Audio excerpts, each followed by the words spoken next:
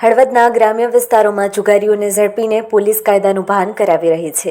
ત્યારે હળવદ પોલીસે બાતમીના આધારે દીઘડિયા ગામની સીમમાં દરોડો કરતા દીઘડિયા ગામે ગણેશભાઈ ઇંદરિયા, ગોપાલભાઈ ઇંદરિયા પકડાઈ ગયા હતા. જ્યારે ભથીભાઈ કગથરા, મુનાભાઈ રાપુસા, કાબો અઘારા, ધીરાભાઈ રાપુસા, દેવજીભાઈ અઘારા, હિંદાભાઈ સાવરિયા, વિનોદભાઈ કાંજિયા, અલ્પેશભાઈ વનપરા નાસી ગયા હતા. જુગારના દરોડામાં પોલીસે ₹1990 લાઇટ બત્તી કિંમત ₹50 તેમજ મોટરસાઇકલ નંગ 6 કિંમત ₹90,000 મળીને કુલ ₹92,024નો મુદ્દામાલ જપ્ત કર્યો હતો.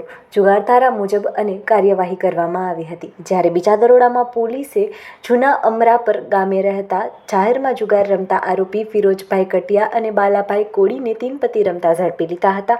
જ્યારે આરોપી સંજયભાઈ ઝીંઝવાડિયા અને લાલજીભાઈ માલકિયા નાસી જતા પોલીસે રોકડ ₹13,300 કબજે કરીને જુગાર ધારા અન્વયે કાર્યવાહી કરી હતી. આમ પોલીસે 2 અલગ અલગ દરોડામાં 4 આરોપીઓને ઝડપી લીધા હતા, જ્યારે 10 ભાગવામાં સફળ થયા હતા.